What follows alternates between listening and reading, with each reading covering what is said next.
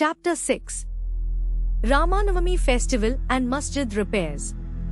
Efficacy of the touch of Guru's hand, Ramanavami Festival, its origin, transformation, etc. Repairs to the Masjid. Before describing Ramanavami Festival and Masjid repairs, the author makes some preliminary remarks about Sadguru as follows. Efficacy of the touch of Guru's hand. Where real or Sadguru is the helmsman, he is sure to carry us safely and easily beyond the worldly ocean. The word Sadguru brings to mind Sai Baba. He appears to me, as if standing before me, and apply ing udi, scared ashes, to my forehead and placing his hand of blessing on my head. Then joy fills my heart and love overflows through my eyes. Wonderful is the power of the touch of Guru's hand. The subtle body, consisting of thoughts and desires, which cannot be burnt by the world-dissolving fire, is destroyed by the mere touch of the Guru's hand, and the sins of many past births are cleaned and washed away. Even the speech of those whose heads feel annoyed when they hear religious and godly talks attains calmness. The seeing of Sai Baba's handsome form chokes our throat with joy, makes the eyes overflowing with tears, and overwhelms the heart with emotions. It awakens in us I am He, Brahman, consciousness, manifests the joy of self-realization, and dissolve ing the distinction of I and Thou, then and there, makes us one with the Supreme, one reality.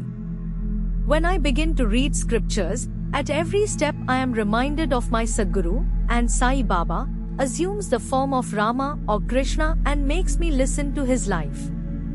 For instance, when I sit to listen to Bhagavad, Sai becomes Krishna from top to toe, and I think he sings the Bhagavad or Uddhava Gita, song of teachings by Lord Shri Krishna to his disciple, Uddhava, for the welfare of the devotees.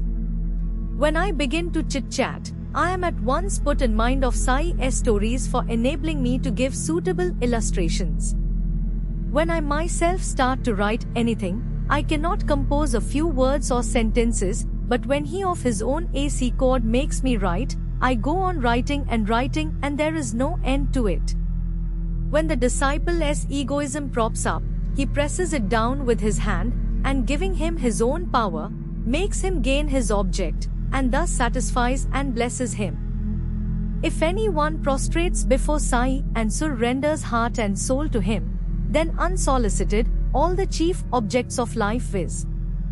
Dharma, righteousness, artha, wealth, kama, desire, and moksha, deliverance, are easily and unsolicitedly attained. Four paths, viz. Of karma, jnana, yoga and bhakti lead us separately to God. Of these, the path of bhakti is thorny and full of pits and ditches, and thus difficult to traverse, but if you, relying on your Sadguru, avoid the pits and thorns and walk straight, it will take you to the destination, God. So says definitely Sai Baba. After philosophizing about the self-existent Brahman, his power, Maya, to create this world and the world created, and stating that all these three are ultimately one and the same, the author quotes Sai Baba's words guaranteeing the welfare of the bhaktas. There will never be any dearth or scarcity regarding food and clothes in any devotee's homes. It is my special characteristic that I always look to and provide for the welfare of those devotees who worship me wholeheartedly with their minds ever fixed on me. Lord Krishna has also said the same in the Gita. Therefore, strive not much for food and clothes. If you want anything, beg of the Lord, leave worldly hours, try to get Lord's grace and blessings, and be honored in His court. Do not be deluded by worldly honor. The form of the deity should be firmly fixed in the mind. Let all the senses and mind be ever devoted to the worship of the Lord, let there be no attraction for any other thing. Fix the mind in remembering me always, so that it will not wander elsewhere, towards body, wealth and home. Then it will be calm, peaceful and carefree. This is the sign of the mind, being well engaged in good company. If the mind is vagrant, it cannot be called well merged. After quoting these words, the author goes on to relate the story of Rama Navami festival in Shirdi. As Rama Navami is the greatest festival celebrated at Shirdi, another fuller account, as published in Sai Leela magazine of 1925, page 197, is also referred to, and a summary of the festival, as related in both these accounts, is attempted here. Origin 1. Mr. Gopalrao Gund was a circle inspector at Kopragaon. He was a great devotee of Baba. He had 3 wives, but had no issue. With Sai Baba's blessings, a son was born to him. In the joy that he felt regarding the event, an idea of celebrating a fair or Urus one occurred to him in the year 1897, and he placed it for consideration before other Shirdi devotees, viz. Tatya Patil, Dada Kote Patil and Madhvarao Deshpande, Shama. They all approved of the idea and got Sai Baba's permission and blessings. Then an application for getting the collector's one sanction for celebrating the Urus was made, but as the village Kulkarni reported against holding the fair, the sanction was refused.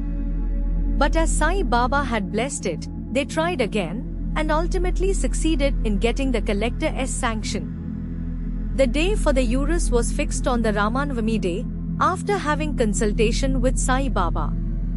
It seems he had some end in view, in this, viz. The unification of the 2 fairs of festivals, the Urus and the Rama Navami, and the unification of the 2 communities, the Hindus and the Mohammedans. As future events showed, this end or object was achieved, but other difficulties cropped up. Shirdi was a village, and there was scarcity of water. There were 2 wells in the village, the one in use, dried up soon, and the water from the second was brackish. This brackish water was turned into sweet one by Sai Baba, by throwing flowers into it. The water of this well was insufficient, so Tatya Patil had to arrange to get water from a well by fixing moats, leather sacks, thereon, at a considerable distance. Then temporary shops had to be constructed, and wrestling bouts arranged. Gopalrao Gund had a friend, by name Damu Anakasar, of Ahmednagar. He also was similarly unhappy in the matter of progeny, though he married 2 wives. He too was blessed by Sai Baba with sons, and Mr. Gund prevailed upon his friend to prepare and supply one simple flag for the procession of the fair. He also succeeded in inducing Mr. Nanasaheb Nimonekar to supply another embroidered flag.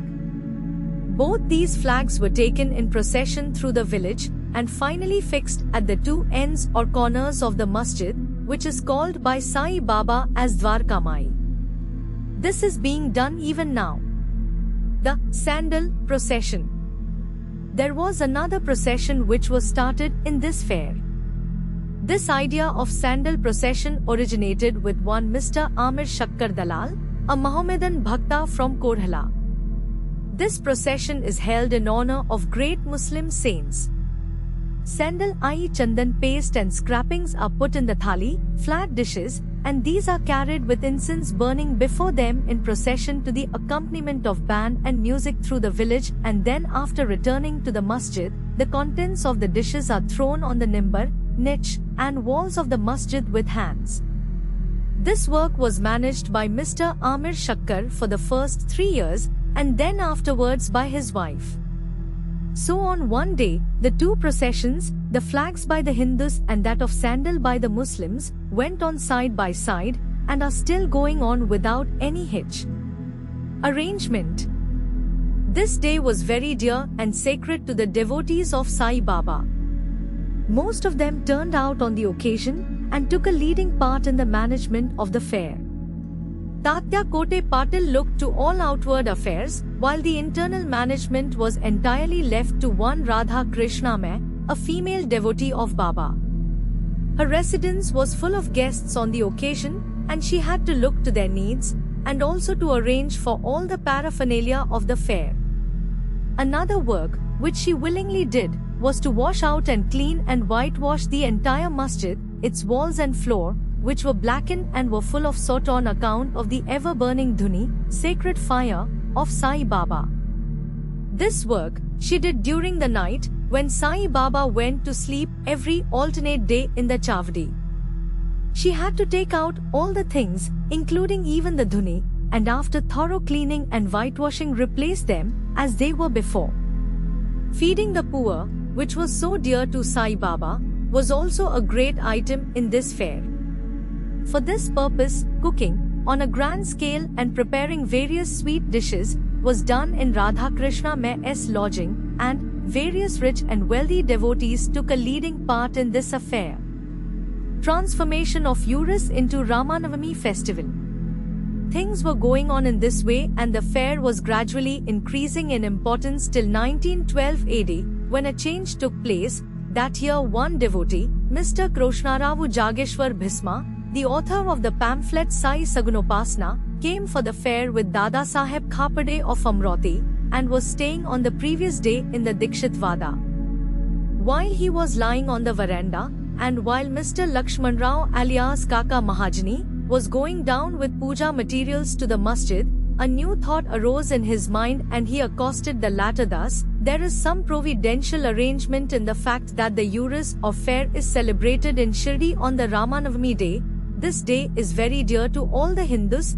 Then why not begin the Ramanavami festival, the celebration of the birth of Sri Rama here on this day? Kaka Mahajani liked the idea, and it was arranged to get Baba's permission in this matter. The main difficulty was how to secure a Haridas, who would perform Kirtan and sing the glories of the Lord on the occasion.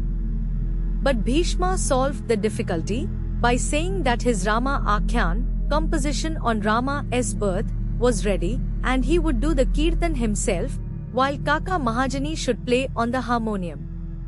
It was also arranged to get the Sunthavada, ginger powder mixed with sugar, as prasad prepared by Radhakrishna Mai. So they immediately went to the masjid to get Baba's permission. Baba, who knew all things and what was passing there, asked Mahajani as to what was going on in the Vada. Being rather perturbed, Mahajani could not catch the purport of the question and remained silent. Then Baba asked Bhishma what he had to say. He explained the idea of celebrating Ramanavami festival and asked for Baba's permission, and Baba gladly gave it. All rejoiced and made preparations for the Jayanti 1 festival. Next day, the masjid was decorated with buntings etc. A cradle was supplied by Radhakrishna Mai and placed in front of Baba's seat, and the proceedings started. Bhishma stood up for Kirtan and Mahajani played on the harmonium. Sai Baba sent a man to call Mahajani. He was hesitating to go, doubting whether Baba would allow the festival to go on, but when he went to Baba, the latter asked him as to what was going on and why the cradle was placed there. He answered that the Ramanavami festival had commenced, and the cradle was put on for that purpose. Then Baba took a garland from the nimbar, niche, and placed it round his neck and sent another garland for Bhishma. When it came then to a close, the pound sounds of victory to Rama went up, and gulal, red powder, was thrown up all round, amidst band and music. Everybody was overjoyed, when suddenly roaring was heard. The red powder thrown promiscuously all round, went up, somehow entered Baba's eyes. Baba got wild and began to scold and abuse loudly. People got frightened by this scene and took to their heels. Those intimate devotees, who knew Baba well, took these scoldings and outpourings of Baba as blessings in disguise. They thought that when Rama was born, it was proper for Baba to get wild and enriched to kill Ravana and his demons in the form of egoism and wicked thoughts etc.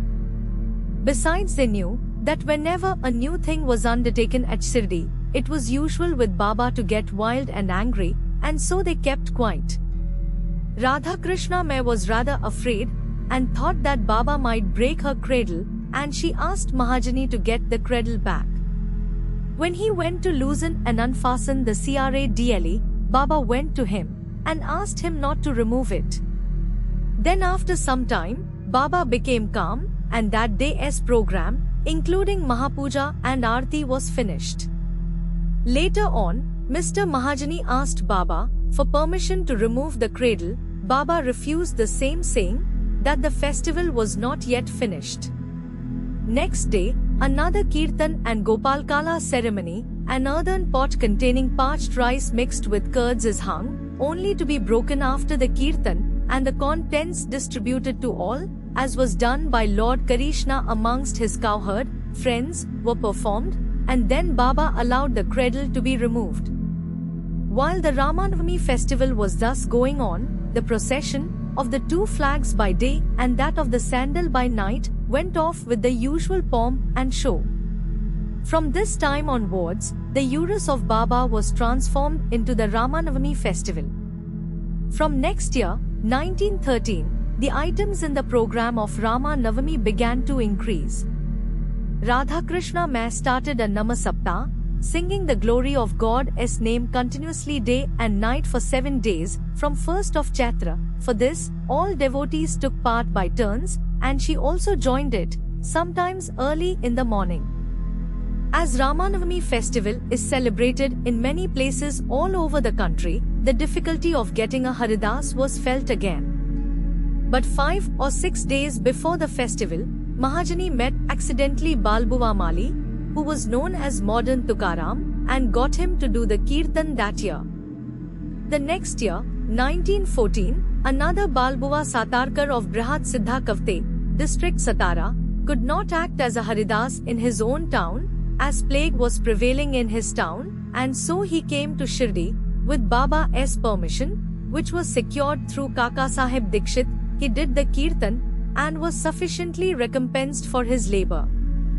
The difficulty of getting a new Haridas every year was finally solved from 1914 by Sai Baba, as he entrusted this function to Das Ganu Maharaj permanently, and since that time, he has been successfully and creditably conducting that function up till now. Since 1912, this festival began to grow gradually year by year. From the 8th to 12th of Chaitra, Shirdi looked like a beehive of men. Shops began to increase. Celebrated wrestlers took part in wrestling bouts. Feeding of the poor was done on a grander scale. Hard work and sincere efforts of Radhakrishna Mai turned Shirdi into a Sansthan state. Paraphernalia increased. A beautiful horse, a palanquin, chariot and many silver things, pots, buckets, pictures, mirrors etc. were presented. Elephants were also sent for the process Sion. Though all this paraphernalia increased enormously, Sai Baba ignored all these things and maintained his simplicity as before. It is to be noted that both the Hindus and Mohammedans have been working in unison in both the processions, and during the entire festival, there has been no hitch or quarrel between them at all so far. First about 5,000 to 7,000 people used to collect, but that figure went up to 75,000 in some years. Still there was no outbreak of any epidemic or any riots or the name during so many past years. Repairs to the masjid. Another important idea occurred to Gopal Gand. Just as he started the urus or fair, he thought that he should put the masjid in order. So in order to carry out the repairs, he collected stones and got them dressed. But this work was not assigned to him. This was reserved for Nana Sahib Chandorkar and the pavement work for Kaka Sahib Dikshit. First, Baba was unwilling to allow them to have these works done, but with the intervention of Malsapati, a local devotee of Baba, his permission was secured. When the pavement was completed in one night in the masjid, Baba took a small gadi for his seat, discarding the usual piece of sack cloth used till then. In 1911, the Sabha, Mandap, court yard was also put in order with great labor and effort. The open space in front of the masjid was very small and inconvenient. Kaka Sahib Dikshit wanted to extend it and put on it a roofing. At great expense, he got iron posts and pillars and trusses and started the work. At night, all the devotees worked hard and fixed the posts, but Baba, when he returned from Chavdi next morning, uprooted them all and threw them out. Once it so happened that Baba got very excited, caught a pole with one hand, and began to shake and uproot it, and with the other hand caught the neck of Tatya Patil. He took by force Tatya's feta, struck a match, set it on fire and threw it in a pit. At that time, Baba's eyes flashed like burning embers. All got terribly frightened. None dared to look at him. Baba took out a rupee from his pocket and threw it there, as if it were an offering on an auspicious occasion. Tatya also was much frightened. None knew what was going to happen to Tatya, and none dared to interfere. Bhaguji Shinde, the leper devotee of Baba, made a little boldly advance, but he was pushed out by Baba. Madhvaram was also similarly treated, he being pelted with brick pieces. So all those who went to intercede were similarly dealt with. But after some time, Baba's anger cooled down. He sent for a shopkeeper, got from him an embroidered feta and himself tied it on Tatya's head, as if he was being given a special honor. All the people were wonderstruck to see this strange behavior of Baba. They were at a loss to know what enraged Baba so suddenly and what led him to assault Tatya Patil, and why his anger cooled down the next moment. Baba was sometimes very calm and quiet and talked sweet things with love, but soon after, with or without any pretext, got enraged. Many such incidents may be related, but I do not know which to choose and which to omit. I, therefore, refer them as they occur to me. In the next chapter, the question whether Baba was a Hindu or a Mohammedan will be taken up, and his yogic practices and powers, and other matters will be dealt with. Bo to Sri Sai Baba, peace be to all.